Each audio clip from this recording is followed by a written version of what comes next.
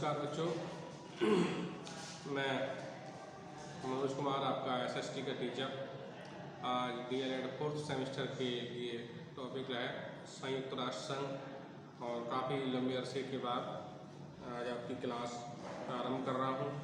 कुछ परिस्थितियों के कारण बीच में क्लास नहीं हो पाई थी और पुनः हम लोग जो छूटा हुआ सिलेबस हमारा थोड़ा बहुत रह गया है उसमें हम आपको बताएंगे।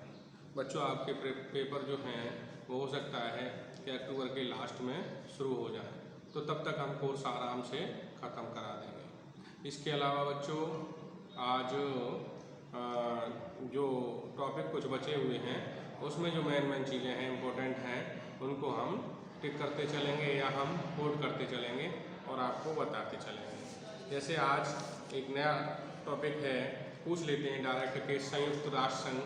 आज जैसे टॉपिक है संयुक्त राष्ट्र संघ, तो इसमें क्वेश्चन बनता है बच्चों कि संयुक्त राष्ट्र संघ की स्थापना कब हुई थी। संयुक्त राष्ट्र संघ की स्थापना 24 अक्टूबर 1945 को हुई थी। संयुक्त राष्ट्र संघ की जिस समय स्थापना हुई थी उस समय इसके सदस्य देश केवल 51 थे। वर्तमान में लगभग 193 के आसपास इसमें सदस्य हैं। संयुक्त राष्ट्र संघ लगभग इसकी खुद की कोई सेना नहीं है। संयुक्त राष्ट्र संघ के लगभग 16,000 कर्मचारी हैं और विभिन्न देश के 193 देश लगभग, उसमें से लगभग 36 देशों में इसकी सेना, इसके कर्मचारी काम करते हैं। अब बात ये बनती है कि बच्चों, संयुक्त राष्ट्र संघ क्या है, कौन सी संस्था को हम संयुक्त राष्ट्र संघ के नाम से जानते हैं। बच्चों, हम आपको बताना चाहते हैं कि संयुक्त राष्ट्र संघ द्वितीय विश्व युद्ध के पश्चात इसका निर्माण हुआ। जैसा कि आप जानते हैं कि विश्व में 2 वर्ल्ड वार हो चुके हैं, 2 विश्व युद्ध हो चुके हैं। उस विश्व युद्ध में पहला विश्व युद्ध जो हुआ था, पहला विश्व युद्ध 1914 से 1918 तक हुआ और उसमें भी लाखों लोग मारे गए, लाखों लोगों की क्षति पहुंची और करोड़ों और अरबों रुपए का उसमें नुकसान हुआ। इसके साथ ही दूसरा वर्ल्ड वार भी हुआ और इसमें भी बहुत बड़े स्तर पर जनहानि हुई और आर्थिक रूप से, सामाजिक रूप से और मतलब प्रत्येक स्तर पर विश्व का नुकसान हुआ या विश्व महामारी के दौर से गुजरा। अब ऐसी स्थिति में जब 2 विश्व युद्ध झेल चुका, तीसरा शीत युद्ध होने वाला था, शीत युद्ध भी हुआ, तो 2 विश्व युद्ध को झेलने के पश्चात संसार में त्राहि मच गई। विश्व युद्ध होने की स्थिति में जब विश्व युद्ध हुए तो 2 तरफ की दो सेनाएं बन गई, एक मतलब मित्र राष्ट्र और एक धुरी राष्ट्र। इसमें करीब आधे से ज़्यादा देश एक तरफ हो गए, आधे से ज़्यादा देश दूसरी तरफ हो गए और जिन देशों ने युद्ध में भाग लिया उनकी अर्थव्यवस्था चौपट हो गई और उनके सामने महामारी जैसी स्थिति का उन्हें सामना करना पड़ा। आगे द्वितीय विश्व युद्ध में भी ऐसी स्थिति हमें देखने को मिलती है। तो इन विश्व युद्धों के परिणाम को रोकने के लिए या ये जो विश्व युद्ध भविष्य में आगे न हो, ऐसी संभावना को रोकने के लिए या हमने जो विश्व ने आपदा देखी या जो नुकसान हुआ या उन मतलब नुकसान से बचने के लिए मित्र राष्ट्रों की सेनाओं ने या जो उस समय द्वितीय विश्व युद्ध में विजय प्राप्त की उन कुछ देशों ने, जिसमें आपके अमेरिका थे, इंग्लैंड थे, चीन था और अमेरिका, इंग्लैंड और आपका जर्मनी और फ्रांस, और विशेष तौर से जर्मनी नहीं था उसमें, फ्रांस और ऑस्ट्रिया, इन तमाम देशों ने मिलकर के एक ऐसे संघ की स्थापना की संभावना व्यक्त की जो कि अंतर्राष्ट्रीय स्तर पर इन सभी चीज़ों को रोकने का कार्य करे। तो एक ऐसी संस्था जो अंतर्राष्ट्रीय स्तर पर आने वाले भविष्य को सिक्योर करती है या सुरक्षित करने के लिए कार्य करती है और भविष्य में होने वाले युद्धों को रोकने का, आपदाओं को रोकने का, विभिन्न देशों में आर्थिक रूप से समृद्धि लाने का, सामाजिक स्तर को बढ़ाने का कार्य करती है, वो संस्था संयुक्त राष्ट्र संघ है। जब कोई एक देश दूसरे देश पर आक्रमण करता है या बिना कारण के किसी दूसरे देश की ज़मीन को हड़पना चाहता है या बिना किसी कारण के दूसरे देश के संसाधनों को अधिग्रहित करना चाहता है, तो ऐसे कार्यों को रोकने के लिए संयुक्त राष्ट्र संघ एक बड़ी संस्था है और समय समय पर उसने अपने हस्तक्षेप के माध्यम से विभिन्न जो मुद्दे हैं लड़ाई झगड़े के या युद्ध के, उनको रोकने का कार्य भी किया है। बच्चों, संयुक्त राष्ट्र संघ संस्था विभिन्न क्षेत्रों में कार्य करती है। इसके 6 मुख्य अंग हैं। 6 मुख्य अंग कौन कौन से हैं? जिसमें नंबर 1 आता है महासभा। महासभा, इसके बाद महासभा के बाद सुरक्षा परिषद और सुरक्षा परिषद के आर्थिक और सामाजिक परिषद, इसके बाद न्यास परिषद, अंतर्राष्ट्रीय न्यायालय और सचिवालय। एक कुल मिलाकर संयुक्त राष्ट्र संघ के 6 अंग कार्य करते हैं। अगर महासभा की बात करें तो महासभा संयुक्त राष्ट्र संघ में विचार विमर्श के लिए मुख्य अंग और संगठन के सभी सदस्य इसमें शामिल होते हैं। संयुक्त राष्ट्र सदस्यों के लिए सिफारिशें कर सकती है। स्थायी स्थिति को छोड़कर महासभा में हर छोटे बड़े राष्ट्र का एक मत होता है और महत्वपूर्ण निर्णय 2/3 बहुमत से लिए जाते हैं। महासभा की बैठक हर वर्ष सितंबर और दिसंबर में होती है। महासभा की बैठक सितंबर और दिसंबर में होती है और महासभा के जितने भी संयुक्त राष्ट्र से सदस्य अंग हैं उनका प्रत्येक का एक मत होता है, एक वोट होता है। और महासभा की जो बैठक होती है सितंबर और दिसंबर में होती है। सुरक्षा परिषद के अनुरोध पर, अधिकांश सदस्यों के अनुरोध पर महासभा की विशेष बैठक भी बुलाई जा सकती है और संयुक्त राष्ट्र संघ उनकी 6 मुख्य समितियां और मानव अधिकार परिषद तथा अन्य सहायक संस्थाओं संयुक्त राष्ट्र सचिवालय से भी संचालित होती है। महासभा एक ऐसी परिषद होती है संयुक्त राष्ट्र संघ के अंतर्गत कि छोटे बड़े मुद्दों पर, जैसे जब कभी मीटिंग करनी है, कोई सभा आयोजित करनी है, किसी देश पर प्रतिबंध लगाना है, किसी देश के लिए कोई निर्णय लेने हैं या कोई विश्व स्तर पर कोई बड़ा कार्य करना है, कोई सामाजिक सुधार से संबंधित कार्य करना है, किसी देश में महामारी फैल गई है तो वहाँ कोई व्यवस्था देखनी है, तो ऐसी स्थिति में एक महासभा बुलाई जाती है और महासभा एक अपने आप में अंग है संयुक्त राष्ट्र संघ का और महासभा में बैठक होती है और सभी सदस्य जो हैं निर्णय लेते हैं और निर्णय 2/3 मत के आधार पर लिया जाता है। महासभा की बैठक कब होती है? सितंबर और दिसंबर के महीने में। इसका दूसरा अंग है सुरक्षा परिषद। सुरक्षा परिषद बच्चों, इसका बहुत ही इम्पोर्टेंट संयुक्त राष्ट्र संघ का बहुत ही महत्वपूर्ण अंग है। इस अंग में मतलब सुरक्षा परिषद में वैसे तो अस्थायी और स्थायी 15 सदस्य होते हैं। 5 सदस्य वो होते हैं जो प्रारंभ में स्थायी मतलब 5 सदस्य माने जाते हैं जिन्होंने संयुक्त राष्ट्र की स्थापना में महत्वपूर्ण भूमिका निभाई। 5 सदस्यों में जैसे 5 सदस्य अगर बात की जाए संयुक्त राष्ट्र संघ में कौन से होते हैं तो 5 सदस्य आपके इंग्लैंड है, अमेरिका है और फ्रांस है और चीन है और रसिया। ये 5 सदस्य हैं, इंग्लैंड, अमेरिका, फ्रांस, चीन और रसिया। इनको 5 सदस्यों को वीटो का अधिकार प्राप्त होता है। वीटो क्या होता है?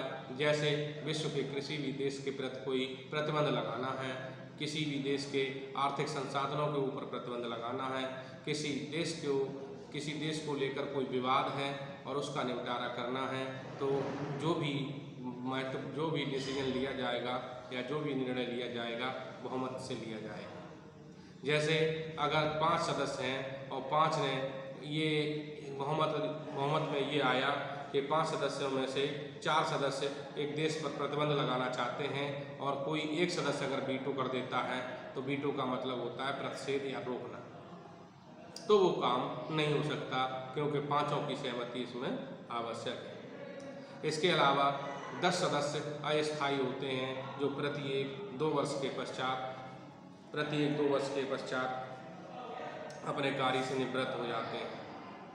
घोषणा पत्र के अंतर्गत सुरक्षा परिषद का मुख्य दायित्व कभी भी बुलाई जा सकती है और शांति और सुरक्षा बनाए रखना है।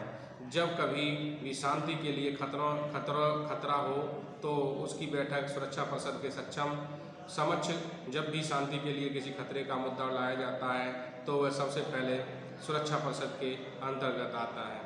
सुरक्षा परिषद के 15 सदस्यों में से चीन, फ्रांस, रूस, यूनाइटेड किंगडम और संयुक्त राष्ट्र अमेरिका स्थायी सदस्य के तौर पर जाने जाते हैं। अन्य 10 सदस्यों को महासभा 2 वर्ष के कार्यकाल के लिए भौगोलिक प्रतिनिधित्व के आधार पर चुनती है। प्रक्रिया संबंधी प्रश्नों को छोड़कर किसी भी निर्णय में वह निर्णय नहीं लिया जा सकता। निर्णय के लिए 9 वोट आवश्यक है। कितने आवश्यक हैं? 9 वोट आवश्यक हैं। यदि कोई स्थायी सदस्य विरोध में मत देता है तो उसको वीटो बोलते हैं। वह निर्णय नहीं लिया जा सकता। परिषद नए महासचिव की नियुक्ति और संयुक्त राष्ट्र संघ में परिषद की सदस्यता बढ़ाई जा सकती है। इसमें नए स्थायी और अस्थायी सदस्य शामिल किए जाएंगे। ठीक है, तो जब भी कभी विश्व स्तर पर किसी देश में शांति का खतरा मंडरा रहा होता है तो इस मुद्दे पर विचार विमर्श करने के लिए सुरक्षा परिषद में मीटिंग बुलाई जाती है और 5 स्थायी सदस्य जो हैं उस पर निर्णय लेते हैं। हालांकि महासभा को यह अधिकार होता है कि जितने भी इसके सदस्य देश हैं 193 सभी को प्रतिनिधित्व दिया जाए और 193 देशों में से प्रत्येक को 2 वर्ष के लिए भौगोलिक आधार पर प्रतिनिधित्व दिया जाए। 2 वर्ष के पश्चात वो अपने आप रिटायर हो जाते हैं। इसके अलावा एक आर्थिक और सामाजिक परिषद होती है। सामाजिक आर्थिक परिषद संयुक्त राष्ट्र और संयुक्त राष्ट्र परिवार के संगठनों के अंतर्गत आर्थिक और सामाजिक कार्य में समन्वय रखने वाली केंद्रीय संस्था है। इसमें 54 राष्ट्र सभी क्षेत्रों के जाने जाते हैं। संयुक्त राष्ट्र तंत्र का 70% तक कार्य रहन सहन, ऊंचे स्तर, रोजगार, आर्थिक सामाजिक प्रगति, विकास की परिस्थितियों को सुधारने से जुड़ा हुआ है। परिषद विकासशील देशों की आर्थिक वृद्धि के संवर्धन के लिए गतिविधियों की सिफारिश और मार्गदर्शन प्रदान करती है, मानव अधिकारों को समर्थन देती है तथा गरीबी एवं अल्प विकसित या अल्प विकास से संघर्ष में विश्वव्यापी सहयोग को बढ़ावा देती है। कहने का मतलब ये है कि विश्व स्तर पर जो देश पिछड़े हुए हैं, जो क्षेत्र पिछड़े हुए हैं, जो महाद्वीप पिछड़े हुए हैं, उनके जीवन स्तर को बढ़ाना, सामाजिक स्तर को बढ़ाना, उनमें सही नई सोच डेवलप करना और समस्त संसार के जो पिछड़े हुए देश हैं या लोग हैं उनको मुख्य धारा में लाने का कार्य करना।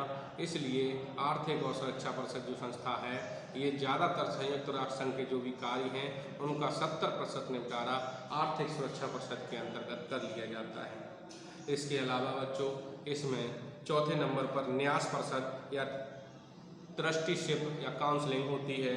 न्यास परिषद की व्यवस्था राष्ट्र संघ घोषणा पत्र के अंतर्गत उन न्यास क्षेत्रों, उपनिवेशों या निर्भरों क्षेत्रों के प्रशासन की देखरेख के लिए की जाती है जो ट्रस्टी के रूप में कार्य करते हैं, जो इसके स्थायित्व को बढ़ावा देते हैं, जो इसको मदद पहुंचाते हैं, जो कह सकते हो इसको अनुदान के रूप में इसकी मदद करते हैं। इसके अलावा 5वीं महत्वपूर्ण संस्था अंतर्राष्ट्रीय न्यायालय का मुख्य न्यायिक अंग न्यायालय है। विश्व में संयुक्त राष्ट्र संघ का सबसे महत्वपूर्ण न्यायिक परिषद क्या है? अंतर्राष्ट्रीय न्यायालय। अंतर्राष्ट्रीय न्यायालय इस विश्व न्यायालय में 15 न्यायाधीश होते हैं जो अलग अलग देशों से आते हैं और जिनका चुनाव महासभा और सुरक्षा परिषद करती है। अंतर्राष्ट्रीय न्यायालय कहाँ है? नीदरलैंड की राजधानी हेग। संयुक्त राष्ट्र संघ के विभिन्न अंगों में सबसे महत्वपूर्ण अंग अंतर्राष्ट्रीय न्यायालय को भी माना जाता है और इसमें 15 न्यायालय होते हैं और जो विभिन्न देशों का प्रतिनिधित्व करते हैं। यह न्यायालय व्यक्तियों के बीच नहीं बल्कि राष्ट्रों के बीच कानूनी विवादों का निपटारा अंतर्राष्ट्रीय कानून के अनुसार करता है। यदि कोई राष्ट्र न्यायालय की कार्रवाई में हिस्सा न लेना चाहे तो तब भी वह ऐसा करने के लिए स्वतंत्र है जब तक विशेष संधि प्रावधानों के अंतर्गत ऐसा कार्य अनिवार्य न हो। एक बार जब कोई राष्ट्र न्यायालय का अधिकार क्षेत्र स्वीकार कर लेता है तो उसके निर्णय का पालन उस राष्ट्र के लिए अनिवार्य हो जाता है। हाँ, जब कभी किसी राष्ट्र में आपस में विवाद चल रहा होता है सीमा को लेकर, पानी को लेकर और उसके संसाधनों को लेकर, तो ऐसे समय पर अंतर्राष्ट्रीय न्यायालय की शरण ले सकता है। अगर वो संयुक्त राष्ट्र संघ का सदस्य है तब भी और नहीं है तब भी। और ऐसी स्थिति में जो सदस्य संयुक्त राष्ट्र संघ की कार्यवाही को नहीं मानना चाहता है लेकिन वो उसके ऊपर कार्य करने के लिए फिर भी स्वतंत्र है और एक बार इसके अधिकार क्षेत्र में आ जाता है तो संयुक्त राष्ट्र से संबंधित जो न्यायालय है जिसका मुख्यालय अंतर्राष्ट्रीय न्यायालय का मुख्यालय हेग में है उसके अंतर्राष्ट्रीय कानूनों के अनुसार उसको निर्णय मानना ही होगा। और इसीलिए संयुक्त राष्ट्र संघ ने समय समय पर विभिन्न देशों में युद्धों को रोकने के लिए, विभिन्न आपसी झगड़ों को रोकने के लिए महत्वपूर्ण भूमिका अदा की है। इसके अलावा इसमें एक सचिवालय होता है। सचिवालय में क्या होता है? जो संयुक्त राष्ट्र संघ के संबंधित अधिकारी हैं, जो कर्मचारी हैं, जो ऑन रिकॉर्डेड कर्मचारी और अधिकारी होते हैं उनकी अपनी अपनी कार्यशैली और अपनी अपनी मतलब जो अधिकार होते हैं, उनके क्षेत्र होते हैं, उनके अनुसार वो कार्य करते हैं। इसमें लगभग 16,000 कर्मचारी कार्य करते हैं। महासभा, सुरक्षा परिषद संयुक्त राष्ट्र के अन्य अंगों के दिशा निर्देशों के अनुरूप संयुक्त राष्ट्र का ठोस और प्रशासनिक कार्य करते हैं। सचिवालय के प्रमुख महासचिव होते हैं। इनकी नियुक्ति सुरक्षा परिषद की सिफारिश पर 5 वर्ष के लिए की जाती है। संयुक्त राष्ट्र के मुख्य प्रशासनिक अधिकारी होने के कारण महासचिव इसके कार्य का निर्देशन करते हैं। संयुक्त राष्ट्र संघ के विभिन्न अंगों के निर्णय के क्रियान्वयन का दायित्व महासचिव का होता है। संयुक्त राष्ट्र सचिव का जो एक सबसे बड़ा पद होता है वो महासचिव का होता है, और महासचिव चूँकि सबसे बड़ा प्रशासनिक और शासनिक अधिकारी होता है, तो संयुक्त राष्ट्र संघ के विभिन्न अंगों के बीच तालमेल बिठाना, उनके कर्मचारियों को दिशा निर्देश देना और विश्व स्तर पर समाज कल्याणकारी कार्य को करना इनका महत्वपूर्ण दायित्व होता है। संयुक्त राष्ट्र संघ के गठन की अगर बात करें तो 24 अक्टूबर 1945 को इसका गठन हुआ था। और संयुक्त राष्ट्र सचिव की अगर बात करें तो सबसे पहले जो सचिव बनाए गए थे वो त्रिगवेली थे, नॉर्वे 1946 से 1952 में। उसके बाद हैमरशोल्ड को बनाया गया। पहले सचिव त्रिगवेली, दूसरे हैमरशोल्ड बने। और इस समय अगर सचिव की बात करें तो एंटोनियो गुटेरेस जो 2017 से संयुक्त राष्ट्र महासंघ के सचिव बने हुए हैं।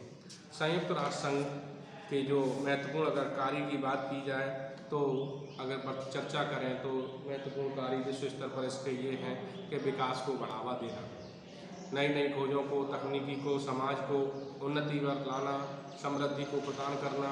मतलब विभिन्न जो राष्ट्र पिछड़े हुए हैं, अंधेरी दुनिया के जो काली दुनिया के अंधकारमय देश हैं, तीसरी दुनिया के जो पिछड़े हुए देश हैं, या जिन क्षेत्रों में विकास नहीं हो पाया है, ऐसे क्षेत्रों का विकास करना, उनको लोन के माध्यम से, विश्व बैंक के माध्यम से ऋण उपलब्ध कराना और उनके विकास में सहयोग प्रदान करना। इसके अलावा दूसरा, लोकतंत्र को बढ़ावा देना। विभिन्न राज्यों में आज भी तानाशाही चलती है, कहीं फौज का शासन चल रहा है, कहीं आतंकवादियों ने अड्डे बना रखे हैं। तो ऐसे समय पर लोकतंत्र की संभावना व्यक्त नहीं की जा सकती, लेकिन संयुक्त राष्ट्र अपने कार्यशैली के अनुसार लोकतंत्र को बढ़ावा देने का कार्य करता है। नेक्स्ट है मानव अधिकारों को बढ़ावा देना।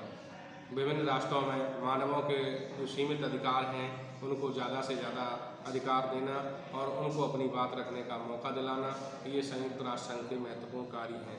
शांति और सुरक्षा, विश्व स्तर पर ऐसी स्थिति उत्पन्न नहीं होने देना जिससे कि कोई वर्ल्ड वार जैसी स्थिति उत्पन्न हो जाए, जिससे लाखों और करोड़ों लोगों की जान माल का खतरा बन जाए। शांति स्थापित करना, विश्व में कहीं पर भी अगर अराजकता का माहौल बना हुआ है तो शांति के लिए अधिक से अधिक प्रयास करना। पर्यावरण का संरक्षण करना, क्योंकि प्रकृति और मनुष्य का गठजोड़ संबंध है, एक दूसरे के ऊपर निर्भर रहते हैं। तो पर्यावरण के अक्षुण्ण बनाए रखना अर्थात पर्यावरण के लिए संरक्षण प्रदान करना। परमाणु शस्त्र प्रसार पर रोक।